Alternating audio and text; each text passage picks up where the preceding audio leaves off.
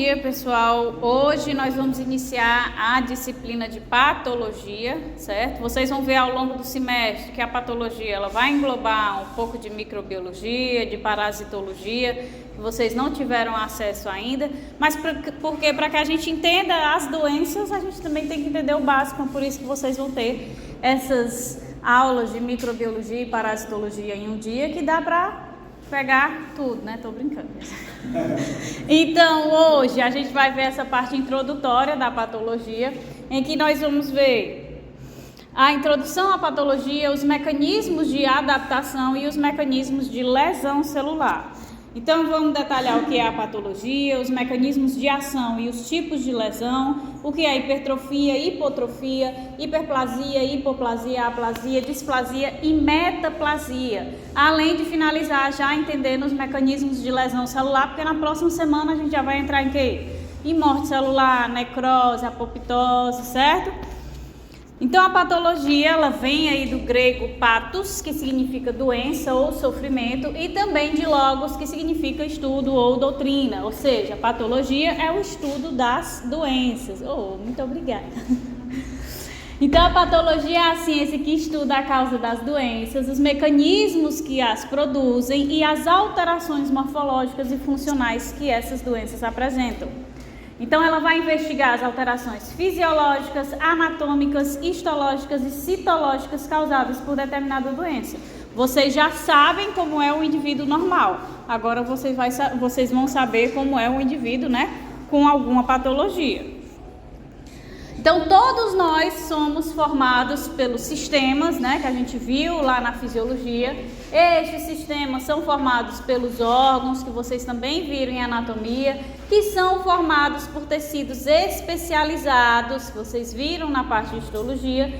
E esses tecidos, cada um vai ser composto por um tipo de célula, né, que são as unidades celulares funcionais. É a menor unidade funcional do organismo, é a célula, que é a parte citológica do indivíduo, então essas células possuem estruturas e organelas ricas em macromoléculas fundamentais à vida. Então a gente vai ver que nos mecanismos de lesão, a maioria desses mecanismos envolve desregular justamente essas estruturas e essas organelas ricas em macromoléculas. E essa desregulação interna da célula começa a causar, né, a deficiência, a lesão, até mesmo a morte dessa célula. Ou seja, o que vocês percebem é que inicia um processo de lesão patológica a nível microscópico dos componentes celulares, e aí vem a causar uma lesão na célula, para que vá subindo os níveis até que se chegue aos sintomas nos sistemas. Então, inicia na célula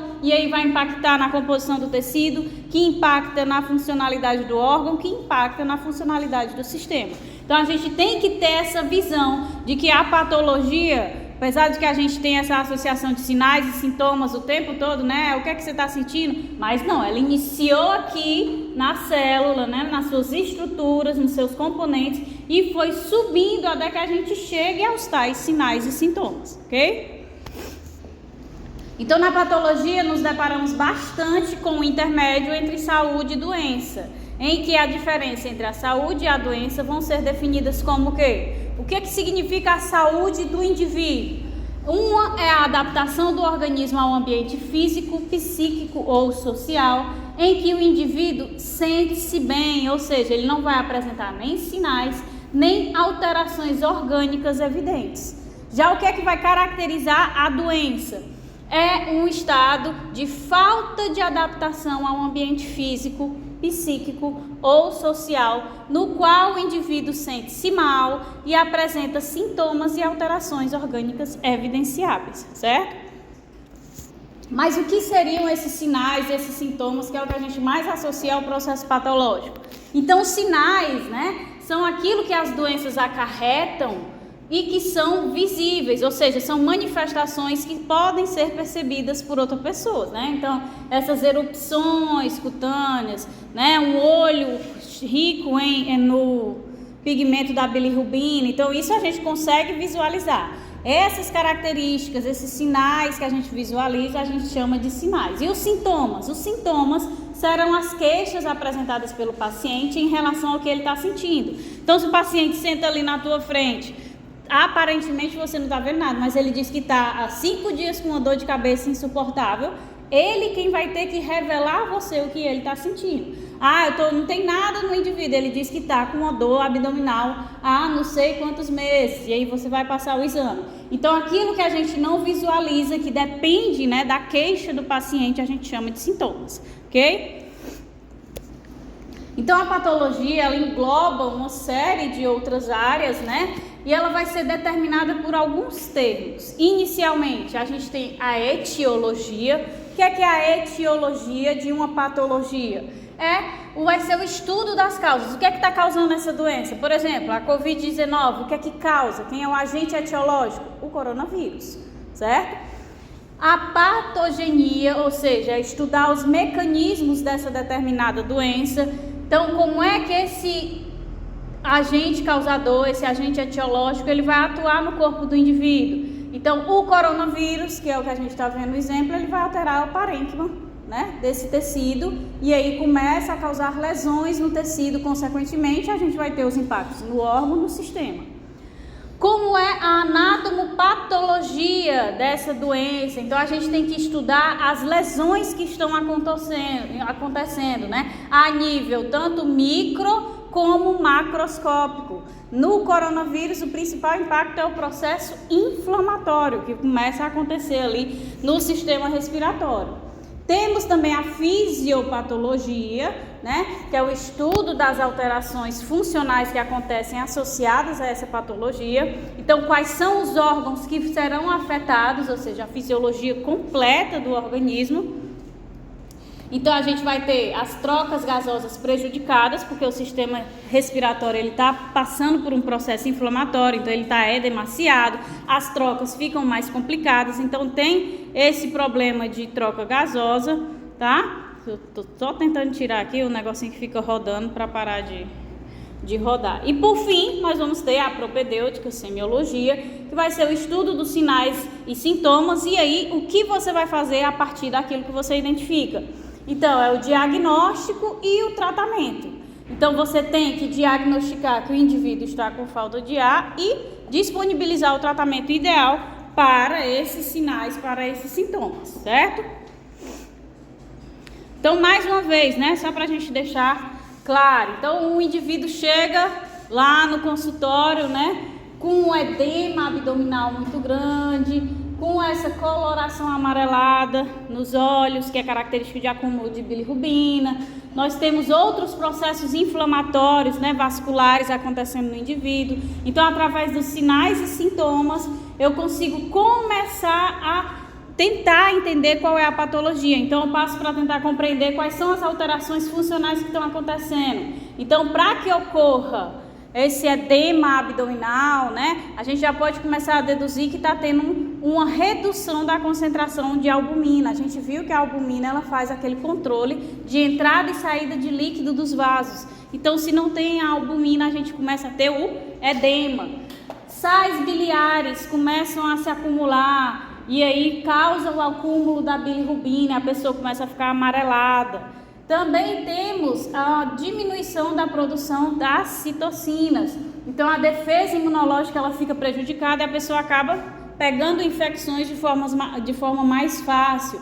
Então, tudo isso você começa a entender a fisiologia. Qual o tipo de lesão que está associada? Se passa lá o exame e vai fazer um ultrassom, né, para ver como é que está o fígado, aí ver se ele está lesionado. Então, a partir aqui, quais são os mecanismos que envolvem toda a funcionalidade do fígado? Por quê? Porque a partir dos mecanismos que esse órgão está envolvido, é que a gente vai desenvolver o tratamento e também o diagnóstico mais completo possível. Então, o objetivo é compreender o que acontece a nível microscópico e também macromolecular, para escolher o melhor fármaco para atuar sobre a doença. A partir de tudo que foi analisado, dos sinais e sintomas, da fisiopatologia, da anatomopatologia, a gente vai ver onde é que está tendo um impacto aqui nesse fígado, porque vocês sabem que o fígado ele serve a inúmeras vias dentro do nosso organismo. Então, para que a gente desenvolva um tratamento eficaz, a gente tem que saber, através daqueles 3 passos que a gente analisou, onde é que está o problema para tentar solucionar, certo? E aí, quando a gente encontra isso, como é que a gente vai conseguir encontrar isso? a gente também tem que associar ao estudo etiológico. Então tem que fazer o quê? Que a gente viu ontem, tem que conversar com o paciente. Você bebe muito? Opa, pode ser devido ao álcool, então o álcool vai interferir aqui. Ah, é um processo infeccioso, na verdade, a pessoa está com febre, está com a PCR lá em cima, então é uma infecção, não é pelo álcool. Ou a pessoa tem uma obesidade mórbida, ou tem diabetes. Então todos esses fatores que a gente descobre conversando com o indivíduo, apesar de serem outros fatores, eles interferem na manifestação daquela patologia, daquela doença, ok? Aqui é vascular, a inflamação começa a ter o rompimento dos vasos, é a inflamação vascular. Então a patologia ela vai ser dividida em duas vertentes. Uma vertente mais geral, que estuda aspectos comuns a diferentes doenças, reações básicas das células frente às agressões, que é o que a gente vai entrar no bloco 1, tá? E a especial ou sistêmica, que estuda as doenças de um determinado órgão ou sistema de forma mais específica, que é o que vai para o bloco 2. O bloco 2 tem doenças articulares, né? Vai especificando cada vez mais. Mas no primeiro bloco a gente vai ficar com essas reações, essas lesões, esses mecanismos que são comuns à maioria das patologias, certo? Então, por isso que tem essa árvore aqui fazendo esse link, né? A patologia geral, entre a patologia geral e a patologia sistêmica. Porque uma depende da outra. Porque você só vai conseguir compreender a patologia de uma doença articular se antes você tiver entendido o que é um mecanismo de lesão, o que é uma adaptação. Se você não souber isso, você não consegue compreender lá na frente. E além disso, para que a gente compreenda essa patologia geral, a gente tem que ter a nossa base muito boa, principalmente ali anatomia, embriologia, farmacologia, fisiologia, microbiologia, genética, imunologia, bioquímica, tá? Para que a gente consiga chegar a um resultado final de compreensão total da patologia. Então, basicamente, a patologia analisa desde o surgimento da doença até as suas consequências, em todos os níveis, micro e macroscópico. Portanto, é importante compreender que uma pessoa, quando apresenta algum sinal ou sintoma clínico, significa que ela sofreu uma lesão e que ela teve início a nível molecular, que a desregulação a nível molecular foi tão grande que causou uma lesão a nível celular, e do nível celular foi expandindo, né, para o tecido, para o órgão e para o sistema. Então, como é que as doenças elas vão surgir? Como é que elas vão aparecer? Nós vamos ter os agentes agressores, os agentes etiológicos, tá? Que eles vão atacar aqui os componentes moleculares dessa célula, vão atacar desde nucleotídeos que formam o material genético, vão atacar os aminoácidos que compõem as proteínas, vão atacar os carboidratos que estão envolvidos tanto em fonte de energia, mas também em vários aspectos estruturais dentro da célula, até mesmo de armazenamento energético. E aí, a partir do momento em que eu ataco essas moléculas, eu vou atacar sua amplificação, que é o que? Os materiais genéticos, proteína, né? A celulose. Daqui, se eu ataquei o DNA, eu vou atacar o código genético completo, né? Os cromossomos. Vou atacar a composição da membrana. Se eu não tenho uma estrutura sólida de proteína, eu não tenho uma estrutura membranar sólida, tá? Se eu ataco a celulose, a célula vegetal, que é o exemplo que está aqui, né? Começa a ter lesões. Ah, por que uma célula vegetal? Porque a célula vegetal também sofre o processo patológico, tá? Então, é só para que vocês compreendam que o agente etiológico, ele vai começar o seu ataque a desenvolver a patologia no indivíduo do nível micro, que vai subindo até o nível macro. Ou seja, nós temos inicialmente uma lesão localizada, que à medida que ela vai expandindo, a gente tem uma lesão sistêmica. Então, a gente tem alguns mecanismos de ação desses agentes agressores, né, que eu mostrei aqui, os agentes etiológicos. Nós temos mecanismos de ação diretos e indiretos. Então, os diretos, a ação direta ocorre por meio de alterações em moléculas que se traduzem em alterações morfológicas de determinado tecido ou órgão, gerando uma lesão e deixando o paciente doente. E a ação indireta acontece por intermédio das células de defesa, ou seja, o processo inflamatório, né? Que produzem o estado de adaptação, neutralizando e eliminando o agressor. No entanto, também pode gerar uma lesão pelo processo inflamatório desencadeado pelo sistema de defesa do corpo. Os sinais flogísticos, né, lá da inflamação, que a gente viu em imuno, que vão, inclusive, poder acarretar nas doenças autoimunes, mas não só em questão de doença autoimune. A gente pode ter uma lesão iniciando ali por determinado agente etiológico e o processo inflamatório que é causado por aquele agente etiológico causa mais danos do que o próprio agente etiológico. Onde é que a gente viu o exemplo disso agora há pouco? Lá na Covid-19, né? O principal fator que desencadeia os danos no tecido parenquimal da Covid-19 é o processo inflamatório. Então ele começa a combater o coronavírus e a inflamação que ele desencadeia é tão grande que vai danificar os tecidos ali do sistema respiratório, ok? Então, o direto é o próprio organismo, o micro-organismo que vai lá e ataca, e o indireto é pela resposta do nosso sistema imunológico, que também pode desencadear os problemas, tá? Então, nós temos alguns tipos de lesões, né? Nós temos lesões celulares, que essas lesões, elas podem ser letais, elas podem levar à necrose ou à apoptose e também, obviamente, podem ser não letais. O indivíduo pode se adaptar, ele pode conseguir corrigir o problema, mas ela vai alterar o metabolismo, mas a célula consegue retornar ao estado de normalidade através do processo de adaptação, que é o que a gente chama, né? Quando o indivíduo sofre a lesão, mas ele consegue depois se adaptar. É um mecanismo reversível, certo? Então, essas lesões a nível celular, a célula consegue retornar ao estado normal. Temos também lesões de interstício, né, que é o espaço entre as células, onde a matriz extracelular ela pode ser lesionada, ou seja, fibras elásticas, fibras colágenas, fibras reticulares, elas podem sofrer alterações ou até mesmo depósito de determinadas substâncias pela alteração do metabolismo ali no entorno, certo? E essa alteração dessa matriz extracelular acarreta em lesões, certo? Lesões de circulação, onde a gente tem um aumento ou redução do fluxo sanguíneo, temos problemas de coagulação, onde há formação de trombos, e aí quando a gente tem a isquemia da região, a gente pode vir a ter processos necróticos, né? Lesões de inflamação, que estão relacionadas aos sinais cardinais do processo inflamatório, que é o que a gente viu no fator indireto. E também temos algumas lesões por inervação, onde a gente tem distúrbios de nervos que causam também essas lesões, certo?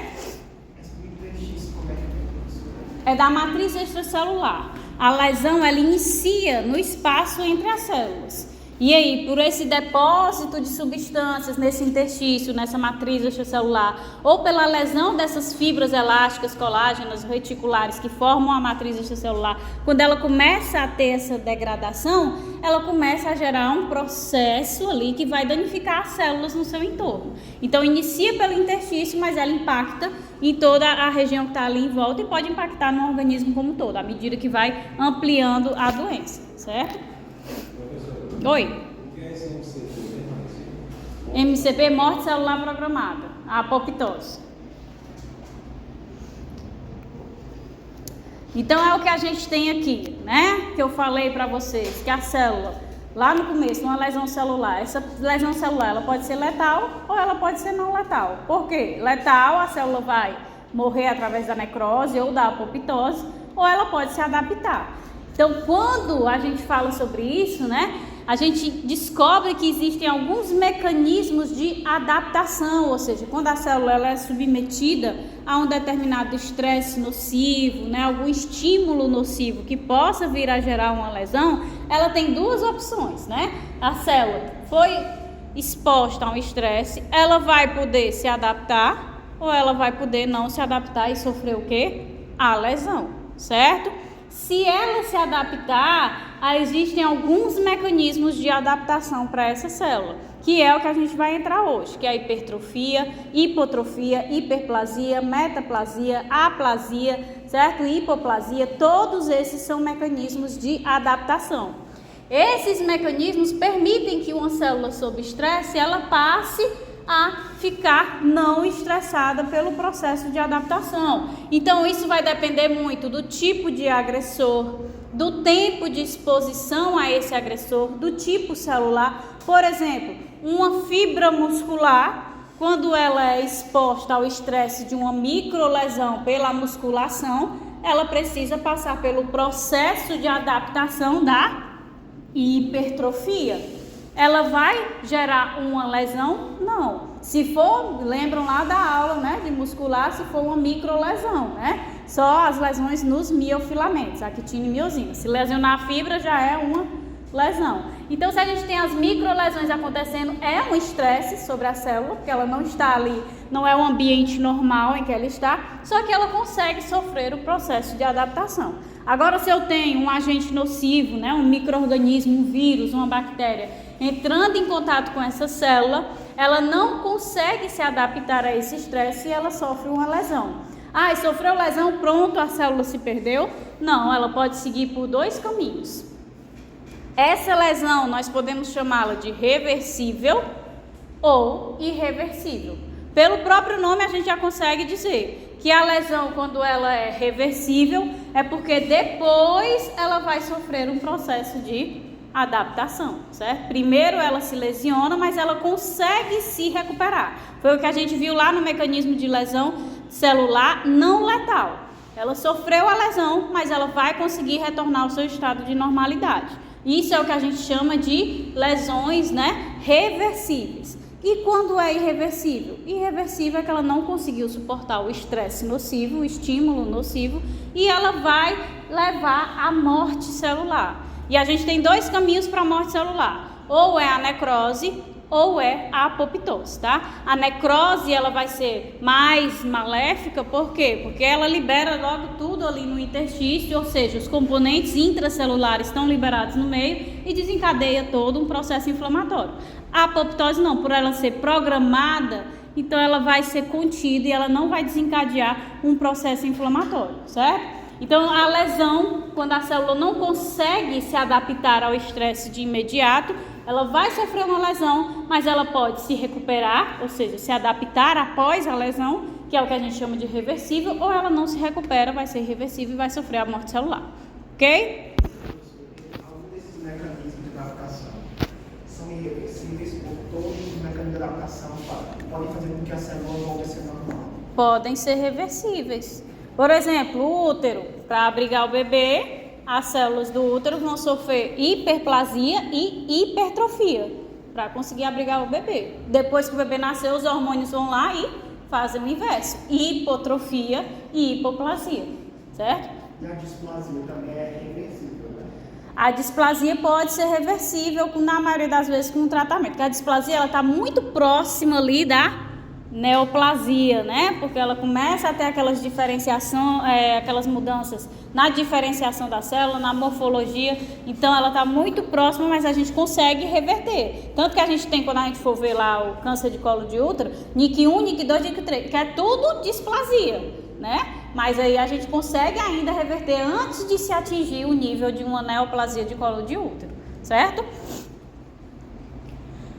Então, vamos começar a entrar nessas adaptações, né? Então, a primeira adaptação que a gente pode ver é a hipertrofia. Então, as células, elas vão ter mecanismos de regulação sobre a proliferação e a divisão celular, tá? Então, a hipertrofia, ela está relacionada ao ganho de volume e a hipotrofia ou atrofia, também chamada, tá? Tanto hipotrofia ou atrofia, que a gente vai já ver, está associada à perda de volume. A gente vai ver que nesses mecanismos de adaptação, tem esses aqui da atrofia que estão associados ao volume celular. Ou a célula cresce em tamanho, ou a célula diminui em tamanho. Já os outros, hiperplasia ou hipoplasia, estão associados ao quê? À proliferação, ou seja, essa célula, a capacidade da célula de se multiplicar ou de diminuir a sua proliferação, certo?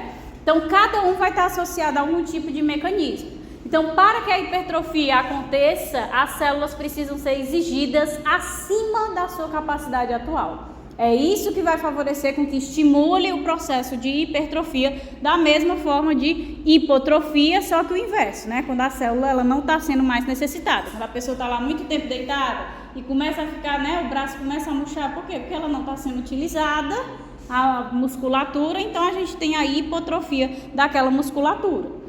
Então nós temos, né, nesse processo, quando uma célula está exposta a uma situação em que exija algo acima da sua capacidade, ela começa a ter um aumento da síntese e incorporação de novos componentes estruturais, com consequente aumento das suas funções. O aumento de volume induzido por hormônios ou fatores de crescimento.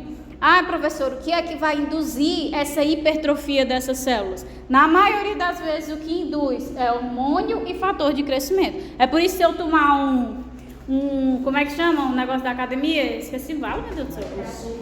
Um anabolizante, né? Um esteroide. Pronto, se eu tomar, a pessoa pouco tempo já está explodindo ali, né? Por quê? Porque é o hormônio que vai lá e vai induzir a hipertrofia daquela célula.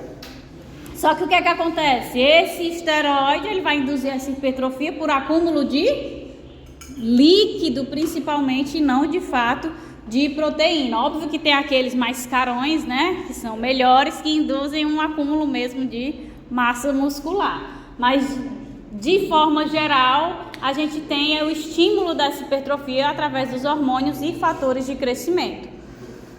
Caso o aporte de oxigênio ou nutrientes não seja suficiente, ou os componentes celulares não desempenhem suas funções de forma eficaz, a célula não consegue hipertrofiar, ou seja, ela não consegue se adaptar, né? Um mecanismo de adaptação. Então, se ela não conseguir hipertrofiar e se adaptar, ela vai sofrer a lesão. A lesão vai poder ser o quê? Reversível ou irreversível, tá certo? Então, nós temos dois tipos de adaptação, né, de hipertrofia. Temos a hipertrofia fisiológica e temos também, obviamente, a hipertrofia patológica. Então, como exemplo de hipertrofia fisiológica, a gente tem o crescimento das fibras musculares do útero na geração. Então, se a gente pega um corte histológico aqui, olha aqui as fibras musculares do útero, né, em condições normais, e aqui quando tá na gestação ali, Joana, tá tudo inchadinho as fibras, tá entendendo? Então, os hormônios da gravidez, né, eles estimulam essas células aqui e também vão estimular a secreção de fatores de crescimento que fazem com que essas células comecem a acumular os seus componentes, os seus constituintes, e ela aumenta de tamanho em volume. Certo? Então, por isso que a gente tem aqui, ó, um útero normal e aqui o útero gravídico, certo? A gente tem esse crescimento. Dentro da hipertrofia patológica, a gente vai ter o aumento do miocárdio, desencadeado pela sobrecarga do músculo do coração. Por exemplo, quando a pessoa está submetida a uma elevada pressão arterial, né? Então isso sobrecarrega o coração. Quando tem-se válvulas deficientes, isso também sobrecarrega o coração. Quando tem coágulos, né, uma aterosclerose, acaba sobrecarregando o coração. Quando ele está sendo exigido acima da sua capacidade, o que é que ele vai fazer? Ele vai começar a acumular os seus componentes para que as suas fibras musculares comecem a crescer em volume. Então a gente tem a hipertrofia, o crescimento das paredes do coração. Então aqui vocês veem, né, as fibras normais, né? A gente tem aquela característica histológica que a gente viu lá, todas as fibras interagindo pelos gaps, por isso que a gente tem a contração ao mesmo tempo. E aqui quando está hipertrofiado, olha como incha de um corte para outro. Ali é só o desenhozinho, né, para a gente ter noção. Então o que vai acontecer nesse processo? A gente tem um esforço das células do miocárdio que vão induzir a produção, né, dos fatores de crescimento, o TGF-beta, o IGF-1, e eles também vão induzir a secreção de agentes vasoativos que fazem a dilatação sanguínea na região. Isso vai ativar cascatas celulares nos miócitos cardíacos, certo? Que vão aumentar a síntese de proteínas celulares, vão produzir ainda mais fatores de crescimento para ter o quê? Um efeito amplificador e cada vez essas células incharem mais para tentar compensar a exigência acima da capacidade da célula. certo? Temos também aqui uma hipertrofia patológica do aumento de tamanho da bexiga, né? Que vocês vão ver que na maioria das vezes está associada à hiperplasia da próstata. Então, o que é que acontece? A gente tem a hipertrofia da bexiga causada pela hiperplasia da próstata.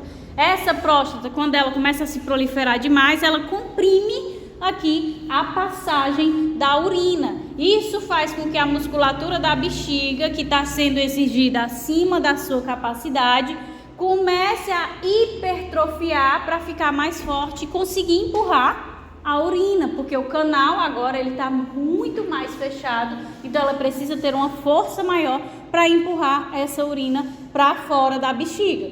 Então ela tem uma parede mais delgada e à medida que ela vai sendo exigida acima da sua capacidade, as suas fibras, né, vão aumentando em volume. E temos também a hipertrofia, que alguns consideram patológica, outros não consideram fisiológica. A hipertrofia da musculatura esquelética, né, durante o processo de musculação, que não é fisiológica para alguns, porque ela não é programada pelo organismo. Não é o organismo que envia os sinais para que a gente sofra o processo de hipertrofia, tá? Então, para alguns se enquadra em patológica, porque não é o organismo quem desencadeia isso. É a gente que força lá para que a hipertrofia aconteça. Para outros não, é fisiológico. O indivíduo está estimulando e aí acaba tendo a hipertrofia. Então, há controvérsias, né?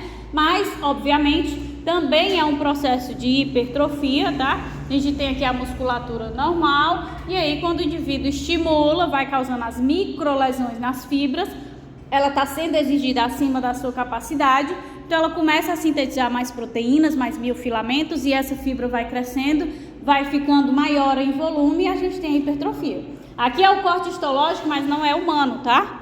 Isso aqui é o corte histológico de uma cabra, das fibras musculares de uma cabra, só para vocês terem a noção aí do que é que acontece com esse estímulo, tá? Da hipertrofia numa fibra. E a atrofia ou hipotrofia, né? Vai ser o inverso. Em vez da gente ter o aumento em volume dessa célula, a gente tem a redução em volume da célula. Então, a atrofia ou hipotrofia é a redução das estruturas intracelulares, né? E em consequência das suas funções, o que leva à diminuição do volume celular, assim dos tecidos e órgãos atingidos. Ela também pode ser fisiológica ou patológica, do mesmo jeito que a hipertrofia. Qual vai ser o mecanismo de ação da atrofia? É o mesmo para todas as situações. Vai ocorrer a diminuição da síntese proteica, que foi que a gente viu lá no mecanismo da hipertrofia, aumenta a síntese proteica, né, para que a célula aumente a sua capacidade funcional. Na atrofia é o contrário, tá? A gente tem uma redução da síntese proteica, aumenta a degradação de proteínas intracelulares através do sistema ubiquitina-proteassomo. Então a ubiquitina, que fica lá marcando as proteínas, ela aumenta a sua ação dentro da célula. Em vez de ela marcar pouquinho aleatoriamente, ela começa a marcar praticamente tudo. Então, se está marcado, né, com a ubiquitina, o proteassomo vem e degrada, certo? Então, o que é que nós temos? Uma redução do anabolismo, da síntese de moléculas complexas, e a gente tem um aumento do catabolismo, né, que é a degradação das moléculas complexas em moléculas mais simples. O quê? A redução proteína, essa ubiquitina e proteassomo, ela é produzida como essa ubiquitina? Quem produz ela? Envia o sinal para o código genético, aí ele codifica para a proteína da ubiquitina. Ela é sempre expressa em todas as células, porque toda célula tem esse sistema de degradação proteico de ubiquitina-proteassomo. Então vai estar sempre sendo expressa a ubiquitina e o proteassomo dentro de todas as células do nosso organismo, certo? É tipo as proteínas que fazem a respiração celular. O tempo todo, o nosso DNA está aí sintetizando as proteínas da respiração, porque é algo que a gente não pode parar de fazer. Porque é um processo de defesa, né? Esse sistema de ubiquitina-proteassomo. A gente viu até na aula de imunologia que quando o vírus entrava lá, ele era degradado, e aí a ubiquitina se ligava às proteínas virais, que ia para esse proteassomo. Quando ele degradava, aí que a célula reconhecia um antígeno, quando ele estava ligado degradado porque passou pelo proteasoma. Até um mecanismo de defesa, por isso que ele sempre tem que acontecer. Então, no caso, se a pessoa, ela, sei lá, não utiliza muito o músculo, meio que estimula a produção desse sistema de proteasoma, isso aí? Então aqui, ó, a gente tem alguns exemplos, né, de hipotrofia ou atrofia fisiológica, que ocorre quando o corpo inteiro diminui as atividades metabólicas de forma proporcional e programada, sem grandes efeitos ruins. Então, quando a gente olha lá para os velhinhos, né, isso acontece muito na época senil, que eles vão perdendo a musculatura e tudo, porque é o próprio organismo com o envelhecimento que, para poupar energia para vários outros processos, começa a ter essa hipotrofia da musculatura, que já não é tão utilizada, mas eu já vi um senhorzinho de 80 anos saradaço, porque ele deve estar direto, né, na academia ali, fortalecendo. Além disso, fisiológico também pode ser o quê? Vários processos embriológicos, né, que a gente viu. Então tem a degradação da notocorda, ela vai acontecer por apoptose, né, e por degeneração, mas nem todas as células elas vão sofrer a morte celular. Algumas vão apenas diminuir de tamanho, de volume, certo? Mesma coisa que a gente viu lá, quando a gente viu a formação do esôfago, do estômago, não era tudo um tubo consolidado e depois ia acontecendo a apoptose no centro para formar a canalização? Acho que vocês não lembram. Lembra? Então ia formando essa canalização, nem todas as células sofriam apoptose, algumas apenas reduziam de tamanho, certo? Então, nos processos embriológicos, a gente tem muita ocorrência disso, obviamente, de morte celular, mas também o processo de atrofia. E aqui também, né, associado ao envelhecimento, quando a pessoa vai envelhecendo, ela vai tendo também a atrofia das células do sistema nervoso. Quando a gente faz a comparação do sistema nervoso de uma pessoa adulta, mais jovem, com a pessoa que já está na idade mais avançada, a gente tem essa redução de volume, as células são murchinhas, certo? E isso é programado, é fisiológico pela idade mesmo, ok? Essa diminuição da notocorda é por conta da hipotrofia, mas tem hipoplasia também? Isso, tem hipoplasia também, certo? Patológico? Não, patológico não, é fisiológico. Então, é importante que a gente consiga associar que esses processos, na maioria das vezes, eles não estão acontecendo sozinhos, certo? A gente tem todos os mecanismos de adaptação acontecendo juntos. Temos também como atrofia fisiológica aqui, ó, o retorno do útero ao tamanho normal, né? Após a gestação, depois que o bebê nasce, ele volta ao tamanho normal, através do processo de atrofia. Hipertrofia para abrigar o bebê e depois hipotrofia quando o bebê já saiu, certo? Também é fisiológico, também é por sinalização hormonal. Patológica, a gente tem, né?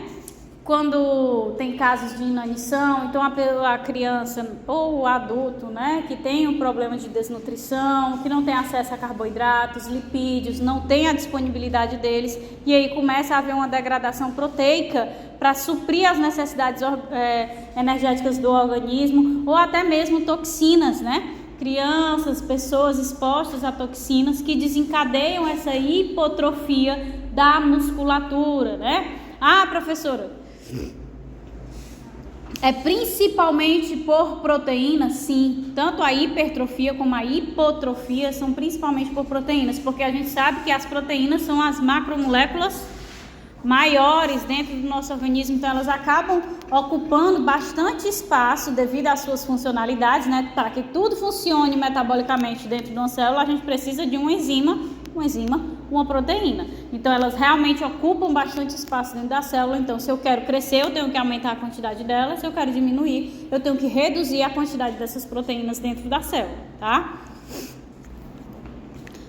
Temos também, né, obviamente, pelo desuso da musculatura esquelética. Então, se o músculo ele não está sendo mais demandado, começa a haver a hipotrofia dessa musculatura. Então, também temos, desde pelo envelhecimento, né, como eu mostrei lá no início, a gente também tem quando o indivíduo está imobilizado ou está com um membro comprimido, e aí isso acaba acontecendo. A pessoa quebrou o braço, teve que passar muito tempo com o braço engessado, né? Aí quando tira, ele está bem mais fino do que o outro braço. Por quê? Porque passou por aquele período de recuperação e pelo desuso, ele teve essa hipotrofia patológica, certo?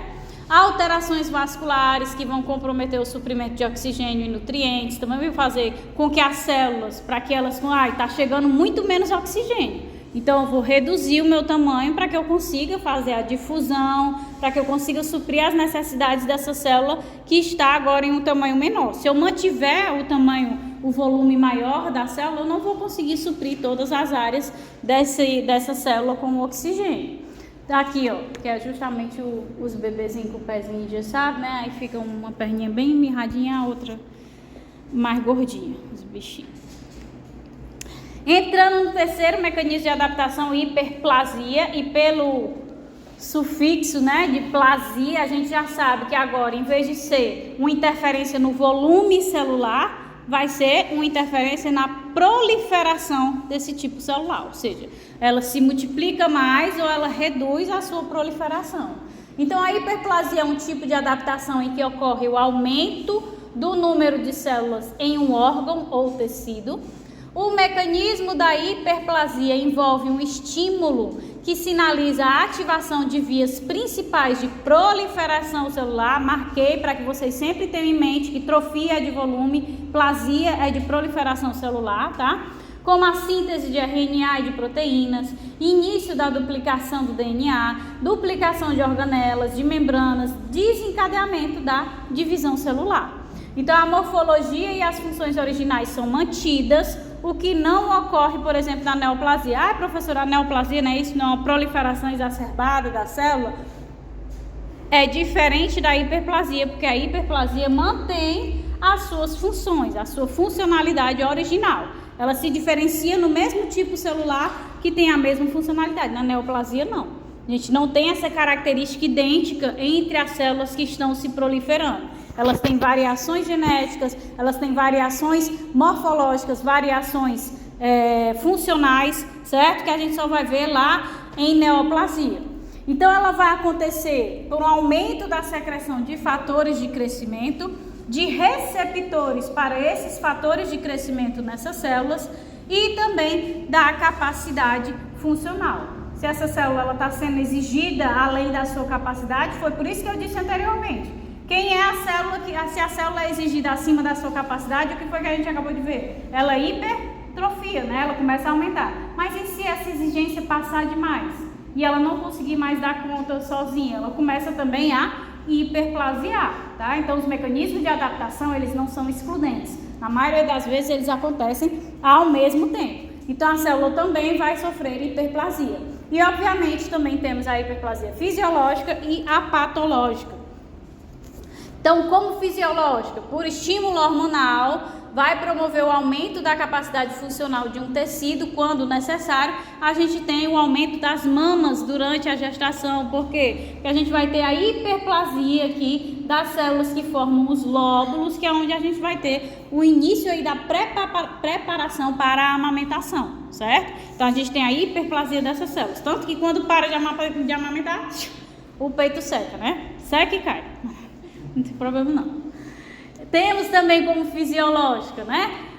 Do tipo compensatória, que leva a um aumento na massa do tecido pós-lesão ou ressecção parcial. É o que a gente vê muito na regeneração do fígado, né? Se a gente tirar um pedaço do fígado, ele consegue aí se regenerar através do processo de hiperplasia, ele continua funcional, certo?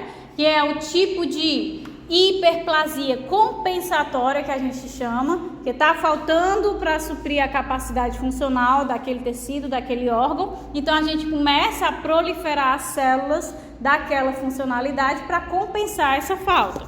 Quando a gente volta aqui para o caso das mamas, é o que a gente chama de hiperplasia hormonal. Ela foi induzida não pela necessidade do aumento funcional, da capacidade funcional, de precisar de mais funcionalidade daquela célula. E sim foi induzida hormonalmente, certo? Obviamente que vai precisar, né, desse aumento funcional das mamas, mas ele é induzido hormonalmente, enquanto aqui já vai ser principalmente por fatores de crescimento, pelo aumento da capacidade funcional que a gente viu lá na primeira página da introdução da hiperplasia. Então, não estou dando conta, tiraram um pedaço de mim e eu preciso voltar a dar conta do mesmo jeito. Então, induz essa hiperplasia, mas não hormonalmente, certo?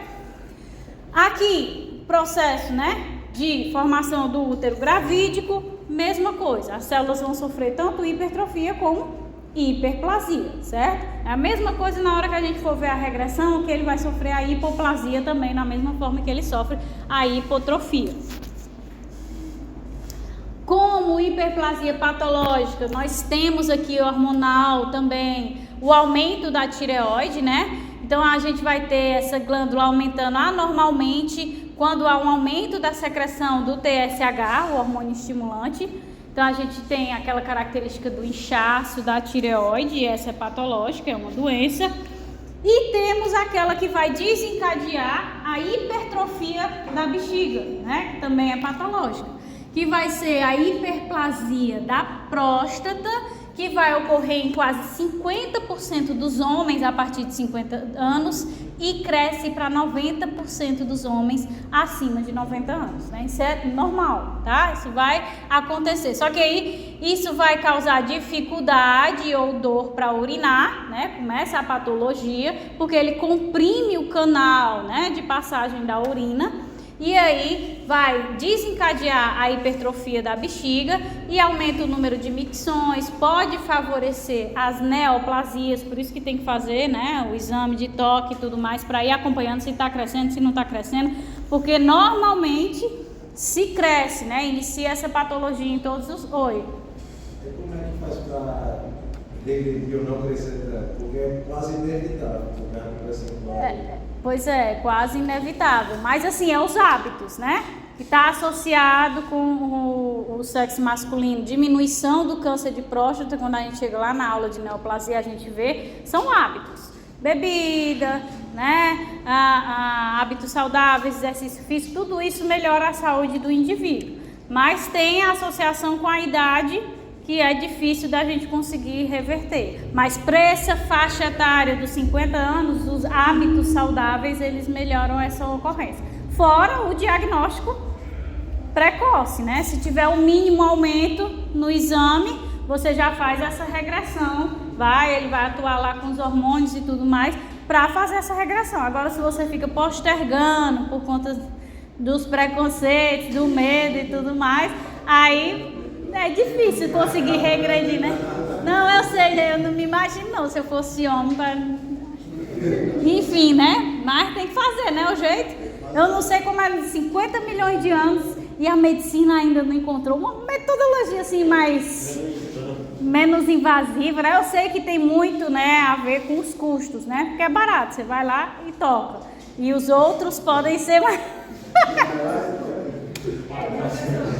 Oi.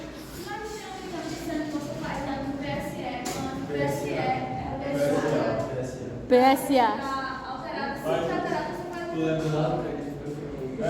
Mas não é todo posto que tem essa... Mas ele falou que não é eficiente, a gente foi por hoje lá na fala clínica, porque ele disse que depois de uma relação sexual também vai estar alta, porque tem a contração da próstata. Aí qualquer coisa pode ser. Não dormir direito, não dormir direito também, então não presta, né? Porque para dormir direito hoje em dia tá difícil, né? Não, mas por mais que tenha o exame, a pessoa vai em condições normais, não é todo posto que vai ter, não, vai fazer exame e tudo. É complicado. Esse é mais fácil, mais acessível, mas é difícil, viu, tirar esse preconceito. É por isso que a gente tem que ter as políticas de prevenção para cada vez mais tentar incutir na mente, que a gente já sabe, né, do fast food e tudo mais, incutir na cabeça dos homens que tem que fazer. Ou faz ou morre. Então vamos fazer, né, porque é melhor. Mas assim, no caso que a pessoa que o indivíduo prescreve, o tratamento é mais hormonalmente, né? Aí, que tipo de hormônios, por exemplo? Eu não sei não. Quando eu estava lá no posto, quando a pessoa tem hiperplasia prostática, eu prescrevo um medicamento para fazer um relaxamento da próstata, para não comprimir tanto agora não lembro o nome do medicamento. Sabe qual é? Que usa doxazona, um negócio assim. Pois é, deve ser para diminuir deve inibir a proliferação, deve ter um alvo, um receptor nas células da próstata. Ela tem explicado assim, não tem como fazer a próstata regredir como antes, mas ela vai relaxar essa fundação da próstata. E aí vai descomprimir o canal, né? Oh, meu Deus, é triste. Mas vamos. Oi. Nesse caso aí que falou, a hiperplasia pode ocasionar uma neoplasia, né?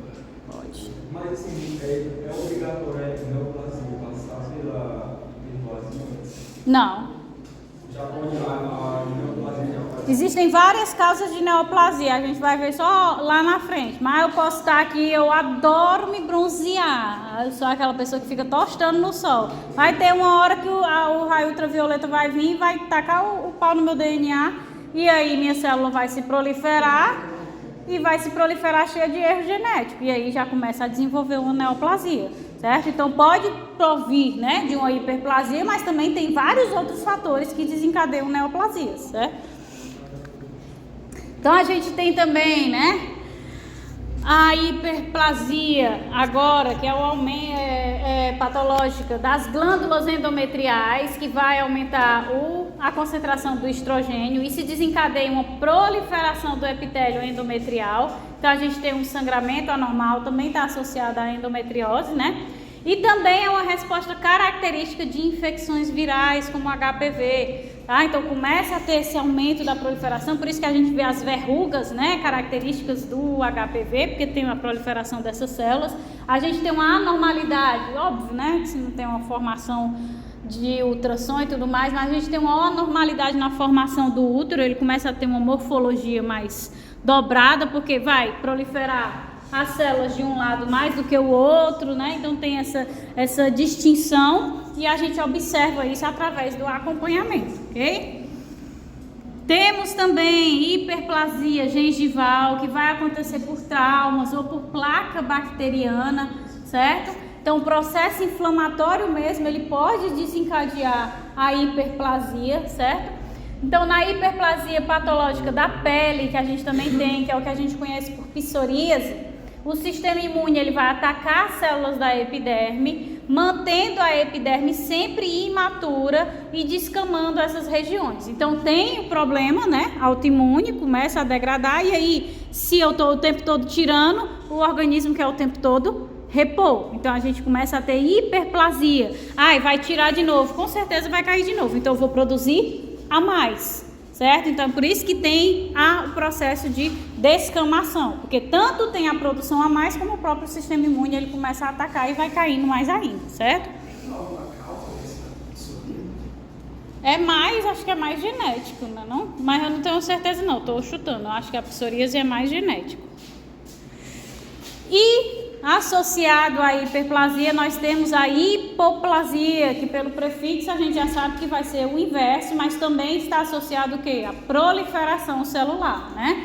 Então a hipoplasia ocorre quando estímulos sinalizam para a diminuição da proliferação celular, hormônios, sinalizadores peptídicos, mutações, mas isso vai conservar a arquitetura básica do órgão ou tecido. Então ele vai reduzir de tamanho, mas ele mantém ali a sua estrutura básica e funcional, certo?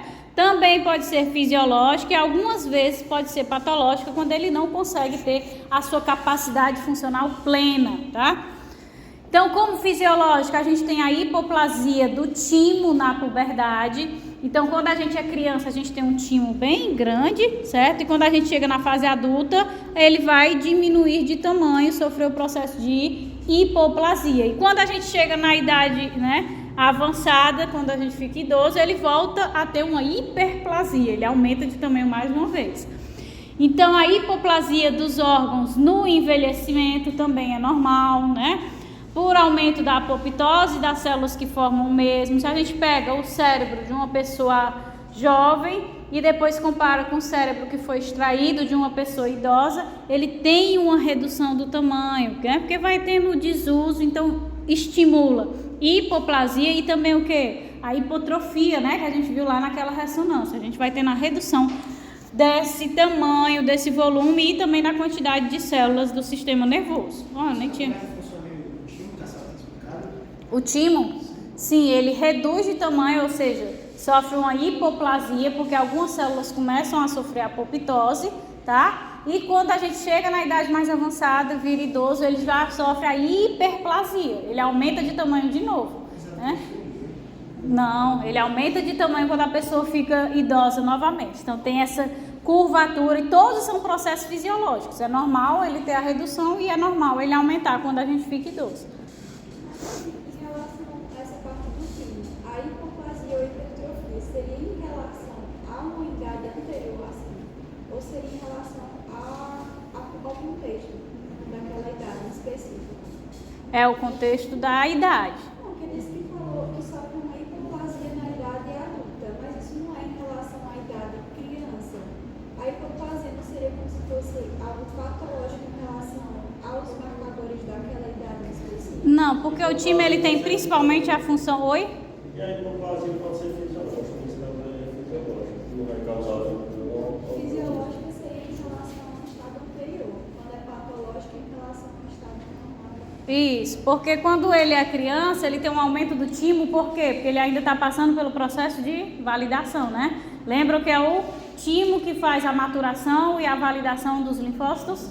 Então ele está passando por esse processo o tempo todo. Quando chega na fase adulta, já praticamente foi tudo. Então ele diminui de tamanho porque esse papel, essa funcionalidade dele diminui. E quando vai chegando na idade a mais avançada, não é então a pessoa idosa está aumentando a sua imunidade. Não, é por causa da idade que começa a ter uma alteração morfológica do tecido do timo.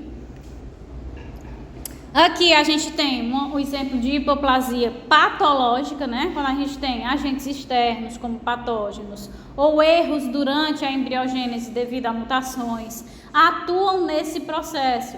Então, por exemplo, a gente tem a hipoplasia na formação do feto, então pode ser que o bebezinho nasça com os pulmões bem pequenininhos, mas vejam o que a gente falou lá no início, a hipoplasia ela mantém a estrutura do órgão. Ele vai ter a mesma capacidade funcional? Não, mas ela mantém, a estrutura, ou nos rins, no pulmão, também acontece no sistema linfóide pelo HIV, na medula, vai acarretar na leucemia e também pode ter no esmalte dos dentes, né? Quando a gente tem aquelas manchas nos dentes, é um processo desencadeado, né, por fatores internos das células que sinalizam para começar essa degradação do esmalte dos dentes. Muitas vezes, eita, alguma coisa entrou na minha garganta, hein?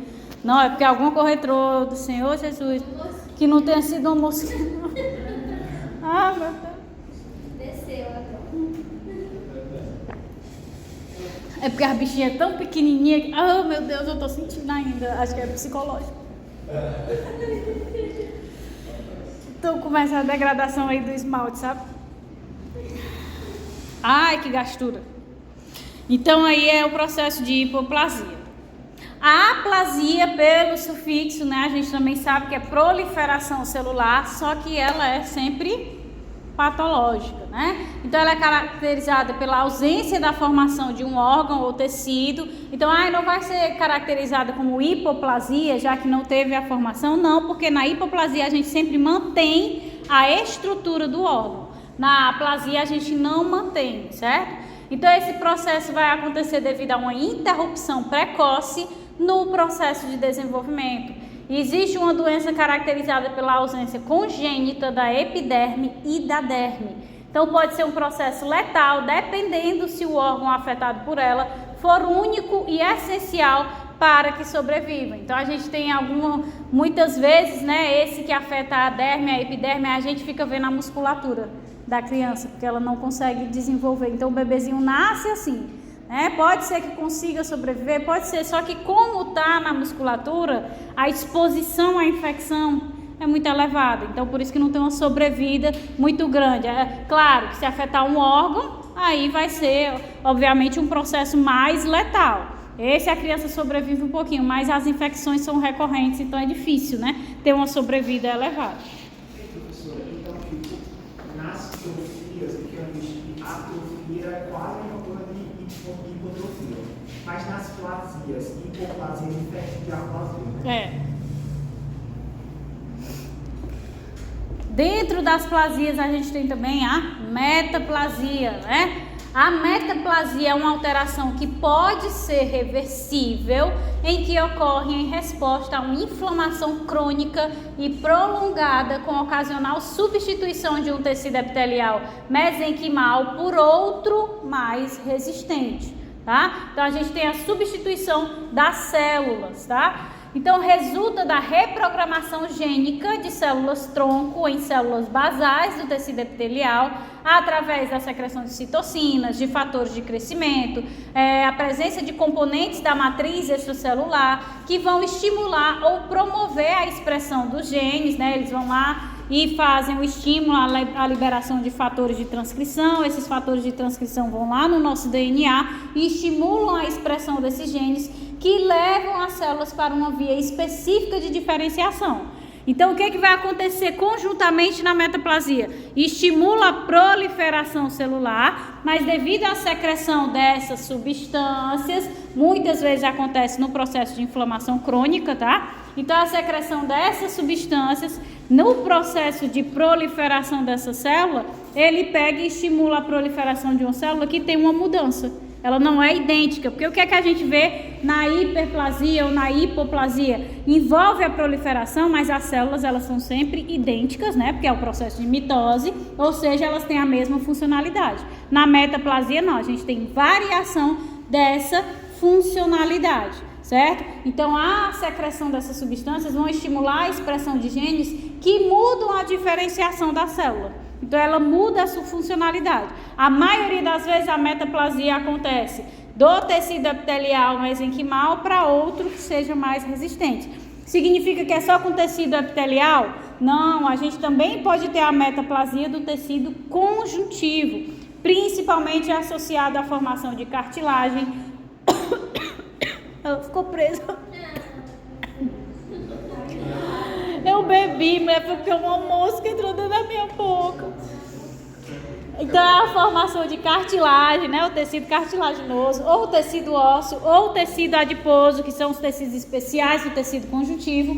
E eles se convertem em tecidos normalmente que não contêm esses elementos, tá? Então, por exemplo, a miosite ossificante, ela ocorre ocasionalmente após uma hemorragia intramuscular. Então o indivíduo foi, né? Teve uma lesão. E aí teve extravasamento de sangue no tecido muscular e esse tecido ele se converte, em vez de ser tecido sanguíneo, ele vai se converter em cartilagem, osso ou até mesmo tecido adiposo. Então o que vocês estão vendo aqui, ó, que começa a infiltrar, onde a hemorragia aconteceu, as células basais começam a se diferenciar em outro tipo celular. Porque determinado estímulo veio e favoreceu a expressão de genes que mudaram a diferenciação dessa célula. E aí ela se diferenciou em outro tipo celular, como um osso, uma cartilagem, né? Isso vai dificultar o quê? A mobilidade do indivíduo. Oi. Isso também se encaixa no fisiológico, da divisão do fisiológico e patológico, né? Metaplasia é patológico, né? Porque vai mudar a funcionalidade do tecido, né? Sempre vai ser algo patológico. Aqui, então a maioria tem essa miosite ossificante, mas a maioria das vezes a gente vai ter isso acontecendo, né? De tecido epitelial mesenquimal para outro mais resistente. Por exemplo, quando a gente pega um fumante, né? Dentre os exemplos mais comuns, a gente pode citar a substituição de células colunares para escamosas, né? Ou seja, de tecido epitelial simples colunar para tecido epitelial estratificado pavimentoso, lá no trato respiratório, em resposta à irritação crônica, né? Das substâncias contidas ali no cigarro. Então, os fumantes, eles estão sempre expondo o tecido do seu sistema respiratório aos componentes tóxicos e isso vai permitir sobreviver àquelas condições adversas. Por que acontece essa metaplasia? Para permitir que o tecido resista a esses impactos tóxicos. Porque quando ele está aqui, né, com essa camada de epitélio simples estratificado, ele é mais suscetível a ser agredido pelas toxinas.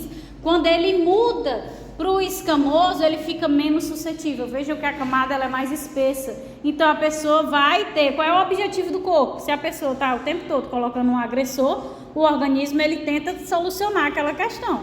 Esse tecido aqui ele vai ser menos agredido, então eu vou conseguir tentar manter a minha funcionalidade por determinado tempo. Só que aí, se eu estou substituindo um tecido original, que é o normal, por outro tecido que não tem a mesma funcionalidade, eu vou perdendo a funcionalidade do sistema, né? Aos poucos, à medida que eu for expondo sempre, daqui a pouco isso aqui já está com uma camada bem aqui de histológica e o cara todo lascado, né?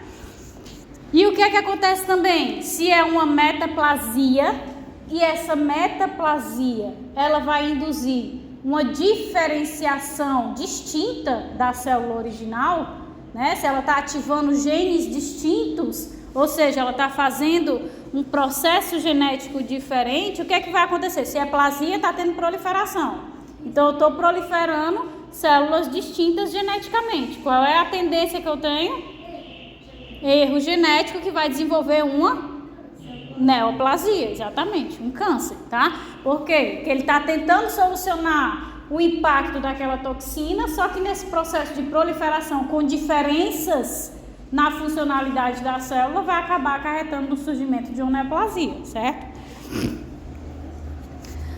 Também a gente tem a mudança, né, do epitélio do tipo escamoso para colunal, que é o inverso lá do fumo, acontecendo no epitélio do esôfago, né? Isso acontece quando?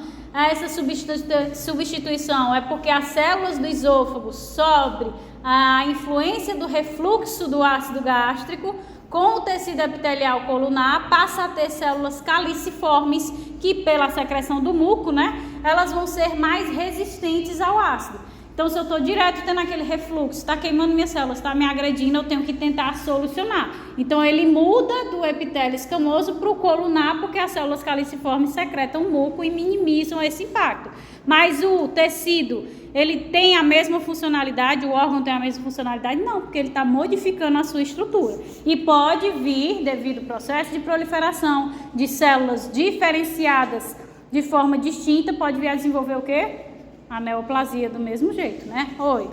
Professora, voltando aqui ao resultado seguinte, eu poderia pensar que um caso fisiológico seria, por exemplo, acontece alguma coisa com algum indivíduo. Fisiológico é para voltar para o estado normal, tipo, eu teria um pedaço de pele, qualquer coisa que seja, mas para voltar para o pedaço normal, né? Por quê? Por que eu vou ter que ir na parte do fisiológico de hiperplasia? Aí está sendo aqui o caso da mama, que é fisiológico, tá? Sim. Mas do aumento da mama. Mas isso está acontecendo por quê? Porque ela está gestando. Isso. Então, é porque tem alguma coisa acontecendo com ela que está levando essa... Isso. Tudo isso é sinalizado, tá? Então, tem a sinalização hormonal, tem sinalização por fatores de crescimento, tem a sinalização como da metaplasia, né, que a gente está vendo agora, por processos citocinas que estão envolvidas em processos inflamatórios, tá? Então, tudo tem uma sinalização, nada acontece do nada, não. Mas isso é tipo, seria um novo normal. Por quê? Porque eu fiquei pensando, se essa mudança... Não é o normal, é o adaptado. Não é o normal. É porque, por exemplo, no caso da metaplasia, se acontece alguma coisa que a pessoa vai alterar essa produção celular, vai ser outro tipo de tecido, tá? Vai ser outro tipo de tecido, mas é uma adaptação também. A sua disse que sempre é patológica. Porque se... Oi! O quê? Mas isso, Eu? por exemplo, essa Peraí, só um metaplasia instante. vai afetar a pessoa, se passar uma de alguma coisa. É tipo, vai fazer isso para ela sobreviver, não significa que esse seja o padrão normal, entendeu? Mas... Então, por exemplo, do fumo, fez isso aí para ela sobreviver, mas não significa que é o normal.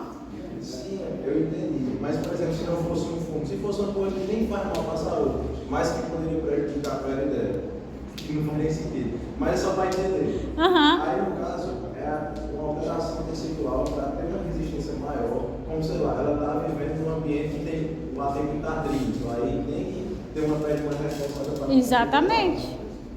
Aí, tipo assim, não é que esse atrito vai matar ela, mas só que ela está com uma pele diferente. Eu sei que Eu entendi. Se a pessoa está num ambiente com uma atmosfera tóxica e aí agride a pele, então ela quer, o organismo começa a aumentar a resistência da pele, a pessoa fica com a pele mais grossa, certo? Mas aquele não é o normal, entendeu? Por mais que seja, ela se adaptou àquela atmosfera, mas aquilo não é o normal. Então por isso se enquadra em patológico. Geralmente, então, o fisiológico é quando é algo programado pelo nosso organismo. Isso. Então, por exemplo, a gravidez. A gravidez é uma coisa que acontece e o organismo se prepara para isso. Por isso que tem a hiperplasia fisiológica nesse caso. Exatamente. Mas não existe algum evento fisiológico no nosso organismo que causa metaplasia. Na verdade, A gente tem que expor o nosso organismo a alguma coisa que desencadeie, entendeu? porque na minha cabeça eu pensei que se ela tivesse gestando, é como se fosse ela tivesse que se adaptar a algo novo. E o caso da pele também é se adaptar a algo novo, que é o caso do ar. Aham. Vixe, Maria, isso é claro. Mas já descreva aqui de uma forma que repete a ideia. é alguma coisa que é programada pelo nosso organismo. Na espécie humana é programado. Nascer, crescer, reproduzir e morrer. Mas na nossa espécie não está dizendo assim, que é programado você se expor a tal coisa. Isso, exatamente. Nesse caso, Ou seja, não está intrinsecamente ligado à espécie humana, então está no fisiológico. É como se fosse patológico, mas não fosse uma doença ou tipo isso. Isso é para tentar se adaptar às condições, não é como se fosse uma doença. É patológico porque não é o normal. Tudo que foge do normal, do fisiológico, é patológico, mas não é como se fosse uma doença. Mas todos têm uma probabilidade muito elevada de desencadear uma doença como uma neoplasia, certo? Então, pessoal, terminando aqui, metaplasia, né? Por fim, a última adaptação que a gente vai ver é a displasia, certo? A displasia, ela está muito associada também à neoplasia, certo? E a displasia, ela é caracterizada por alterações da proliferação e redução de diferenciação celular, fazendo com que as células percam sua uniformidade e orientação arquitetural. O que é que muda da meta para a displasia? A displasia, ela tem uma redução da diferenciação. A célula, ela fica praticamente não funcional. Na metaplasia, a gente tem uma mudança da diferenciação. Uma célula que tinha uma função tal, ela muda para outra célula que tem outra função. Tá? Então, ela muda a diferenciação. Em vez de ela ser escamosa, agora ela vai ser colunar. Tá? Na displasia, não. Essa diferenciação, ela vai reduzindo. É a mesma coisa que a gente viu lá nos graus das lesões de colo de útero, né? A gente tem displasias mais simples, depois vai aumentando para severas, porque vai aumentando essa desdiferenciação celular. Assim que a gente coloca, quando a gente for ver de novo lá em neoplasia, a nomenclatura é desdiferenciação, então ela vai perdendo completamente a diferenciação. Professor, existe alguma regra de acontecer a displasia ou a metaplasia ou são coisas distintas? Não, Pode acontecer um ou outro? pode acontecer as duas ao mesmo tempo, né? Por exemplo, quando a pessoa tem um refluxo gastroesofágico e não fica tratando, o que é que vai acontecer? Está acontecendo ali a metaplasia no esôfago para tentar resistir àquele ácido e pode ser que uma célula sofra a displasia em vez da metaplasia no processo de adaptação, certo? Oi? a displasia é uma neoplasia benigna ou Não. uma neoplasia benigna? Displasia é uma adaptação e neoplasia, ela vai poder ser benigna ou maligna. Ela não é uma neoplasia benigna, não. Ela vem antes. A senhora acredita que acha NICs, NIC 1, 2 e 3 são tipos de displasia. Isso. Mas a NIC São lesões ainda. é neoplasia interarterial cervical? Isso. Não, mas é porque tem uma diferenciação. É porque agora eu não estou me lembrando, mas a displasia não é uma neoplasia, tá? É uma lesão. É uma desdiferenciação da célula. É porque não é o NIC. O NIC já entra na neoplasia, mas a gente tem a lesão do colo de útero antes, que são as displasias, que é displasia simples, moderada e severa, né? Tem os níveis. E aí depois que a gente passa para as neoplasias. É uma coisa distinta da outra. Porque para eu me lembrar da aula lá na frente, mas eu sei que displasia e neoplasia são inseparados, tá? Isso. desdiferenciação, por exemplo, todo tecido ele tem células na sua composição que tem uma capacidade funcional específica, né? Então o fígado ele tem os hepatócitos. Por quê? Porque quando foram surgir as células do fígado, eles se diferenciaram em hepatócitos. O que acontece na displasia, esse aumento gradativo da desdiferenciação, é que a célula ela não vai tendo funcionalidade ou como se fosse assim uma função específica definida. Ela vai virando um nada, uma célula aleatória, que não tem função ou característica de nenhum tecido dentro do organismo. Deu para entender? Pode falar indiferenciado também? Pode. É mais fácil do que desdiferenciado, né? Uma dúvida assim, a displasia, se fosse para a gente aplicar no contexto clínico, a primeira coisa que eu pensei foi na parte do sangue. Tem esse negócio que é o RD-W que mede quão diferentes as células do sangue são entre si na questão do tamanho. Isso. Aí, a partir do grau da displasia, aí a pessoa supõe que tem está acontecendo alguma coisa com as células que produzem os eritrócitos também. Não, porque diferença de tamanho é uma coisa. Eu me lembro do RDW que a gente viu lá na parte do sangue, não foi? Que tem as células que tem o micro, não sei o que, já esqueci o nome, e as outras que são macro, que aumentam de tamanho. Mas isso não é displasia, por quê? Porque a característica geral da célula, se você olha, mesmo ela sendo maior ou menor, ela ainda tem característica de hemácia, entendeu? Eu estou dizendo assim, mesmo considerando esse negócio, né, essa sigla, esse cálculo. Sim. Se tem algo que for uma coisa que é muito pequena e muito grande, para além do normal, então isso já vai ser característico de displasia.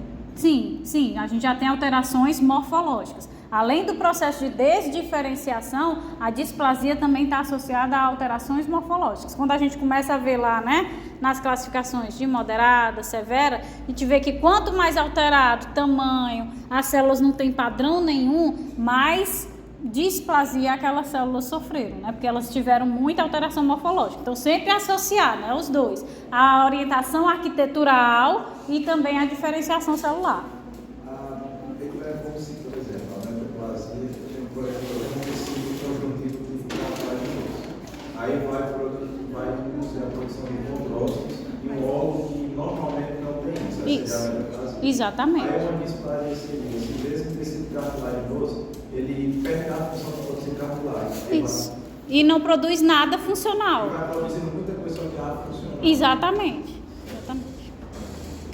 Então, a displasia é considerada uma lesão pré-neoplásica, pois quando essas mutações são transmitidas às células filhas, o acúmulo, né, vai aumentar o risco de evoluir para o câncer. Nem sempre uma displasia vai progredir para o câncer, tá? Ela pode estacionar ou regredir pela ação do nosso sistema imune mesmo, ok? Então, a gente tem, né, aqui as características. A gente só pode caracterizar como câncer, né, o último grau, que aí a displasia já atingiu o seu nível mais severo, mas a gente tem as características normais. Colo normal, lesão de baixo grau, lesão de alto grau, certo? É por isso que eu acho que eu confundi os NICs com lesão. A gente tem... Apesar de significar neoplasia, intraepitelial cervical, está escrito assim, é um tipo de displasia tal coisa. É, as lesões, porque eu me lembro que a displasia era essas lesões do colo do útero, né? Lá na Semana da Mulher, porque eu não me lembro perfeitamente. Mas eram as lesões que vinham desde moderada, intermediária e severa, para depois virar a neoplasia em si, que pode ser benigna ou maligna, certo? Professor, no caso aí do colo, vai ter algum estímulo externo ou vai ser uma diferenciação genética?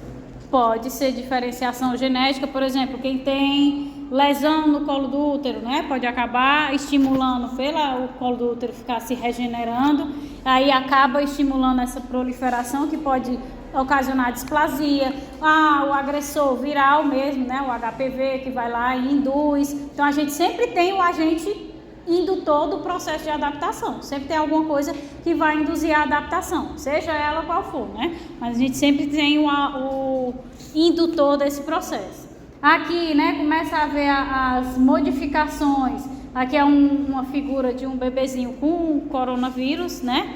Então, houve displasia dos pulmõezinhos dele, Por quê? Porque começou a tentar no processo inflamatório, começou a secretar substâncias, e em vez dele sofrer, para tentar sobreviver às agressões pelo vírus, né, ele começou a sofrer displasia. Ele pode ter sofrido hiperplasia, né, proliferando essas células para tentar ter uma eficácia maior no sistema respiratório, pode ter sofrido metaplasia para colocar um tecido mais resistente, também pode ter sofrido. Mas aqui a proliferação dessas partezinhas brancas, né, que aumenta como se estivesse cobrindo, foi tecido totalmente displásico, né, ou seja, desdiferenciado. Se está desdiferenciado pelo processo inflamatório que desencadeou, não vai ter o quê?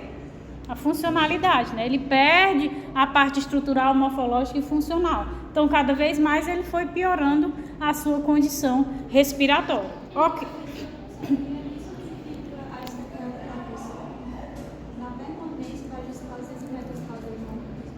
Não só displasia e metaplasia, tá? Muitas pessoas também têm o processo de, quando a gente gera uma inflamação crônica, que a gente vai ver daqui a algumas semanas, a gente tem muitas vezes, pela duração do processo inflamatório, a substituição do tecido normal por um tecido fibroso, que é o que a gente chama da cicatriz.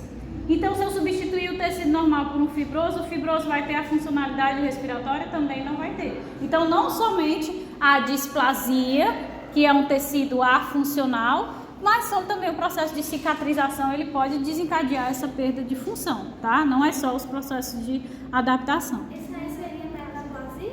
O quê? Metaplasia não, esse daí então? Não. Tipo, a cicatrização é o processo de cura, ele não está acarretando lesões, então ele tem que fechar. É a cicatrização. E aí ele muda para o tecido cicatrizante, que é o tecido fibroso, mas não é com o intuito de resistir, já é para fechar a ferida.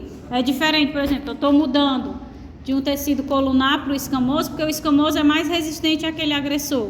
No caso da cicatrização, ele não tem o objetivo de resistir ao agressor, é só para fechar aquela ferida, entendeu? Mas assim, no caso de fazer metaplasia, é reversível ou depende? Depende do nível, né? Depende muito do nível. Do tecido lesado, da gravidade. Depende do tecido, do tipo de célula, da duração, é o que a gente viu lá no início. Todo e qualquer tipo de adaptação, mecanismo de lesão, ele vai depender do tipo de célula, do tipo de agressor e do tempo que você ficou exposto àquele agressor, certo? Então, a gente dá uma pausa agora? Causa da lesão, né? Isso, causas da lesão.